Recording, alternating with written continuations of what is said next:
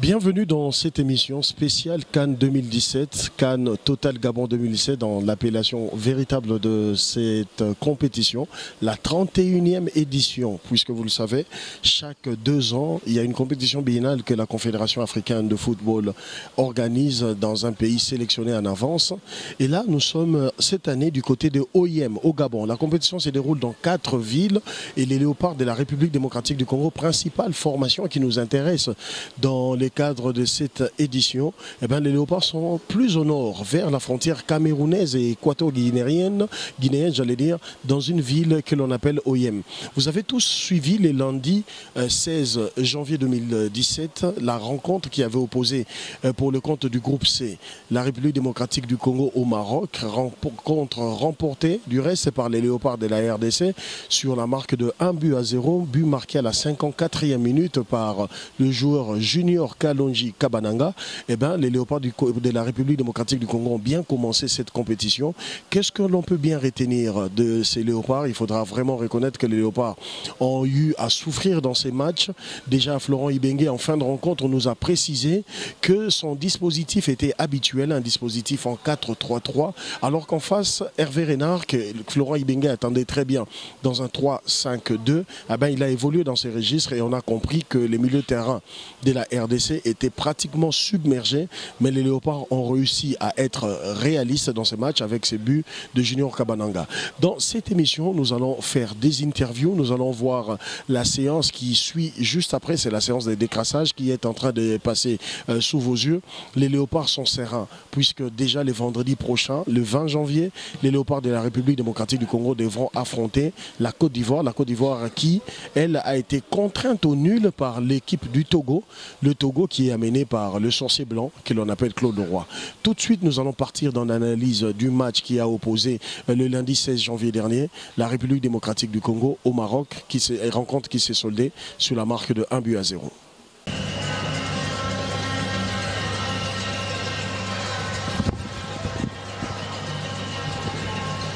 C'est El Kadouri qui est maintenant passé en pointe. Ils ont fait un petit changement, les Marocains, et c'est Bouadouz qui est en retrait.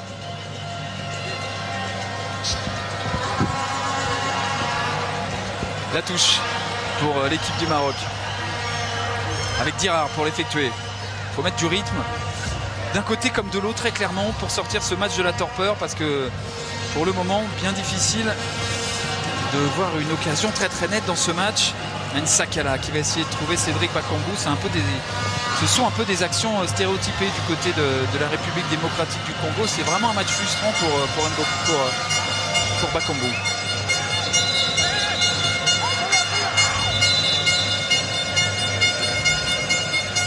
Moubélé qui va centrer pied gauche. Ah, c'était bien joué. Mounir était là. Et voilà, but de Kabalanga. La RDC n'avait pas montré grand chose en l'espace de 54 minutes.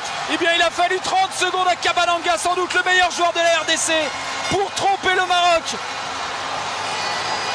Quelle surprise quand même, parce que le déroulement du match ne laissait pas entrevoir. On est content pour avoir le but. Et le but, il était très joli, avec ce très beau centre venant de la gauche. Il y a eu un poteau, il y a un renvoi du gardien et la reprise acrobatique qui a fait que le Congo peut ouvrir la marque contre le cours du jeu. Kabananga va peut-être enfin inspirer son équipe, en tout cas la RDC s'offre une occasion et déjà un but dans ce second acte. Comme je le disais, nous allons essayer d'analyser cette rencontre, cette première rencontre des Léopards avec des analystes qui sont ici sur place. Thierry Kamboudi de Top Congo, vous connaissez bien sa voix. Bonjour Thierry. Bonjour Dixon. Thierry, nous avons assisté ensemble, d'ailleurs côte à côte, à cette rencontre explosive entre la République démocratique du Congo et les Lions de l'Atlas du Maroc. À première vue, quelle analyse tu as pu faire de cette rencontre qui a vu les Léopards souffrir quand même? Ah oui, c'est vrai qu'on a partagé toutes les émotions ensemble hier soir au stade d'OIM. Nous sommes passés par plusieurs moments. Mais sinon, pour revenir au match, les Léopards ont souffert, surtout en première période. Ça m'a un tout petit peu rappelé la première mi-temps du match contre la Guinée à Conakry, auquel j'ai également assisté. Ils n'avaient pas le ballon, hein. Les Marocains étaient sur tous les ballons. Ils ont exercé un pressing très haut et ils ont empêché aux Léopards de développer leur jeu. Ils étaient au contact de tous les joueurs congolais qui avaient le ballon. Bref, ils ont vraiment complètement bouleversé, perturbé le système des jeux des Léopards de la République démocratique du Congo en première période. Le milieu de terrain ne tournait pas bien, notre défense n'était pas en confiance et heureusement qu'avec un peu de chance, les Marocains n'ont touché que la barre et Matampi, qui était de grands jours ce 16 janvier, a également sorti quelques parades exceptionnelles en première comme en seconde période. Donc globalement, hein, dans le contenu, il y avait trop de déchets en première mi-temps. On a essayé un tout petit peu de se ressaisir, hein, pour revenir à la première mi-temps. Le milieu de terrain, Rémi Moulumba, Merveille Bopé, Chancel Mbemba, se marchaient un tout petit peu dessus. Il n'arrivait pas à bien se positionner. Est-ce que ça peut signifier qu'il y a un peu une limite de ces systèmes avec 3 milieux de terrain qui jouent semi-offensif, semi-défensif?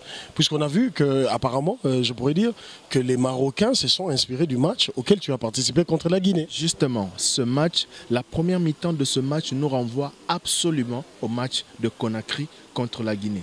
Les Guinéens ont exercé le même pressing, ils ont joué pratiquement de la même manière que les Congolais. Mais à la seule différence, c'est que eux, ils ont réussi à marquer en première période dans leur stade de Conakry. Donc, c'est vrai que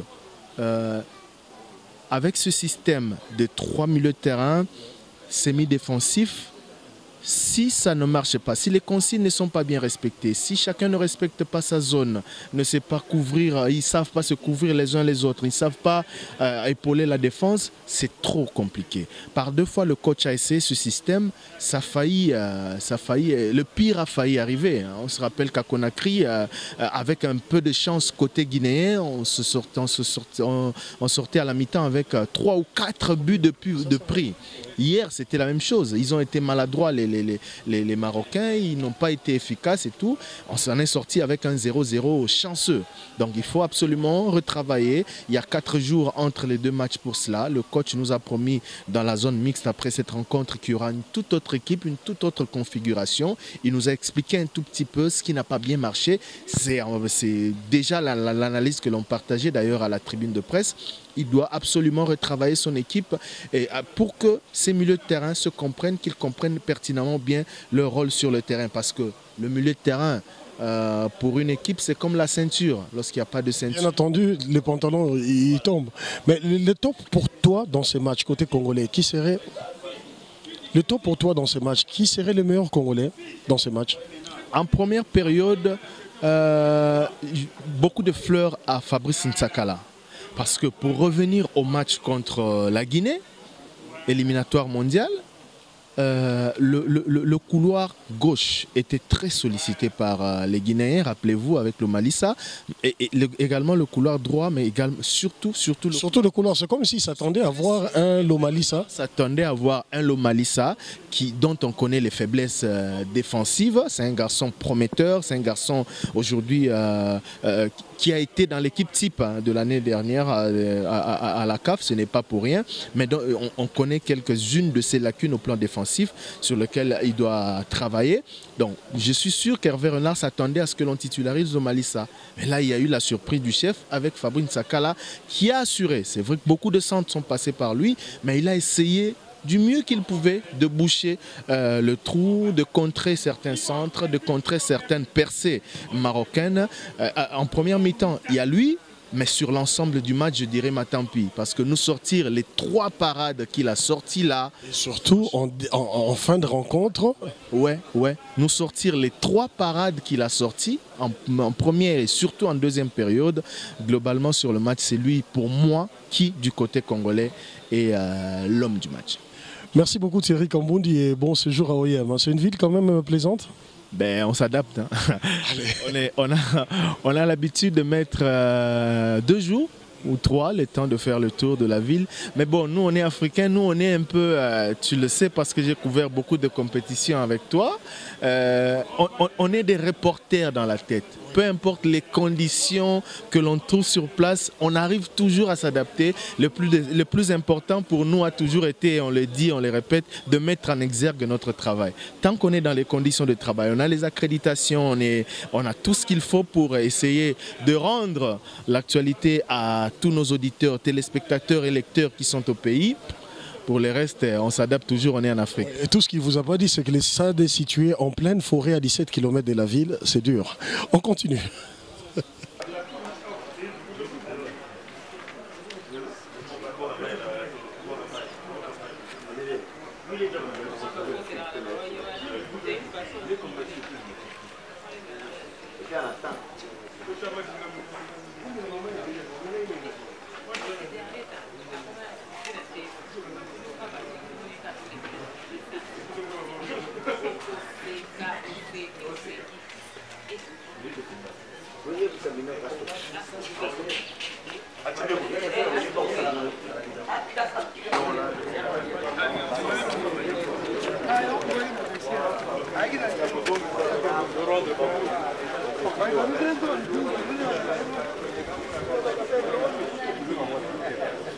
Docteur Mbungu, médecin de l'équipe nationale de la République démocratique, généralement quand on voit un médecin, on ne parle pas de la bonne santé, mais plutôt de ceux qui vont mal. Comment se comporte et comment va l'infirmerie des léopards de la RDC après les premiers duels contre le Maroc? Merci pour ces préoccupations. Ceux qui se portent vraiment bien, ils sont à 21. Et il y a 2 qui posent quelques problèmes de santé, mais nous sommes en train de les récupérer. S'ils ne jouent pas le vendredi, le 20, le 24, ils seront sur le terrain. Et l'entraîneur a donc la chance d'utiliser 21 joueurs qui doivent être à 100% de leurs moyens. Parce qu'il ne sert à rien de présenter des noms sur le terrain. Il faut que les joueurs soient en bonne santé et que physiquement ils répondent aux exigences de la haute compétition. L'inquiétude des Congolais, l'inquiétude de l'opinion sportive, c'est Zakwani qui est sorti pratiquement, qui a fini son match sur une jambe. Il y a aussi Nsakala qui a dû quitter le terrain sur une civière. C'était un moment de frayeur. Dites-nous comment ils vont, ces deux-là. Ils sont en plein soin maintenant. Vous avez vu que l'un des mecs kinés est resté avec eux pour les soins de l'après-midi. Le soir, on va continuer. La prise en charge a commencé sur le terrain. La nuit, on a travaillé ce matin et l'après-midi. C'est pour ça qu'on ne le voit pas à l'entraînement. Et nous comptons les récupérer avant le 20. Mais s'ils ne sont pas prêts pour le 20, nous ferons signe à l'entraîneur et pour qu'ils soient vraiment pleinement en possession de tous leurs moyens le 24. Donc c'est une gestion de groupe en tenant compte de la compétition, de la récupération réelle et non de certaines faiblesses qu'on peut retrouver chez l'un ou l'autre, tout en sachant que l'adversaire ne viendra pas avec des joueurs qui seront à 60% ou 40%. Donc il viendra avec ceux qui auront entre 90 et 100% de leur capacité physique. Et à ce moment-là, sur le plan tactique, l'entraîneur sera à l'aise. Que ce soit le nôtre, que ce soit les adversaires. Il joue avec des joueurs qui sont en très bonne santé.